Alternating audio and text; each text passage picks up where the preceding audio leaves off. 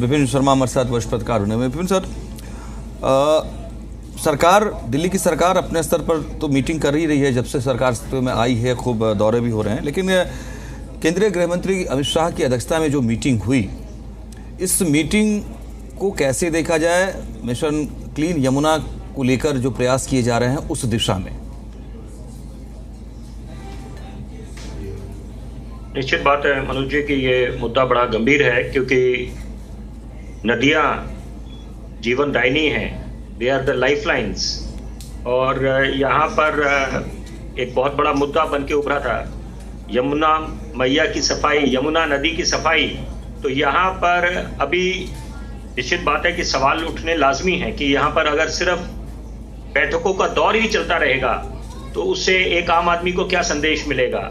लेकिन क्योंकि आज आपने ये सवाल पूछा है कि माननीय गृह मंत्री जी ने जो अध्यक्षता करी है बैठक की, तो निश्चित बात है उसके पीछे बहुत अहम वजह है यहाँ पर। क्योंकि पिछली चर्चा में मैंने इस बात का जिक्र करा था कि अगर हम माननीय प्रधानमंत्री की बात करें, माननीय गृह मंत्री की बात करें, ये लोग टफ टास्क मास्टर्स हैं। रिपोर्ट कार्ड बेस्ड परफॉर्मेंस के आधार पर ये चयन करते हैं कि किस मंत्री ने, किस मुख्यमंत्री ने अच्छा कार्य करा है। यहाँ पर ये महज ये बोलना कि बैठकों का दौर चल रहा है, वो कोई मापदंड नहीं है यहाँ पर। तो यहाँ पर action speak louder than words कि आप जो बात कर रहे हैं कि यहाँ पर रिवर फ्रंट अच्छा बनेगा, बहुत अच्छी बात है, स्वागत योग्य है कि घाट की सफाई हो रही है, बहुत अच्छी बात है। यहाँ पर पूजा पाठ की अपनी अहमियत है, होनी चाहिए।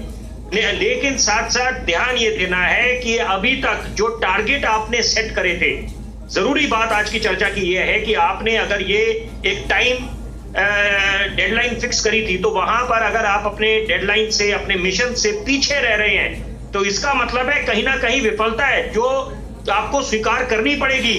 कि आप अधिकारियों को तलब करें, उनको आप पूछे कि क्या कारण है, या आपके खुद के सिस्टम में कोई कमी है। यहां पर मुझे लगता है ये गहन मुद्दा है, चिंतन करनी चाहिए। क्योंकि यहाँ पर टाइम बाउंड होना चाहिए कि आप जो मिशन लेते हैं या जनता को आश्वस्त करते हैं, खासतौर पे चुनावी मैदान में जाकर, वो कितने मुकम्मल होते हैं। सुनने में they are music for the ears, बहुत अच्छा लगता है। मैं दिल्ली वासी हूँ, मुझे बड़ी उम्मीदें हैं इस समय। मैंने अपना जीवन खपाया दिल्ली में, मुझे बड़ा गर्व महसूस होता है। लेकिन क्या ये उम्मीद करना, क्या कोई ना समझी अगर मैं या कोई दिल्ली वासी उम्मीद करे कि मेरी दिल्ली भी एक अव्वल दर्जे का शहर बने, राजधानी है ये, किसी को बताने की आवश्यकता नहीं है। यहाँ पर आप बात करें वजीराबाद बैरेज की बात करें, नजफगढ़ ड्रेन की बात करें, कितने वर्षों से हम सुनते आए हैं। यहाँ पर अब क्योंकि देखिए हम लोग आशावादी लोग हैं और सकारात्मक सोच रखते हैं, हम लोग उम्मीदें हैं, खासतौर पे इसलिए भी क्योंकि मुख्यमंत्री हमारी महिला है और यहाँ पर उन्होंने जो वायदे करे हैं, हम उम्मीद करते हैं कि वो उन पे खरे उतरे। लेकिन यहाँ पर आपने जो वायदे करे हैं उस पे एक तो पहली बात, एक जनता के बीच जाकर या विपक्ष को आप आश्वस्त करें, साथ साथ सबको कॉन्फिडेंस में लेकर कि आप बताएं कि क्या कारण रहा है कि अगर आप अभी तक केवल डीसिल्टिंग पे आके अटके हुए या नालों पे आके जो विपक्ष सवाल उठा रहा है, बड़ा जायज सवाल है।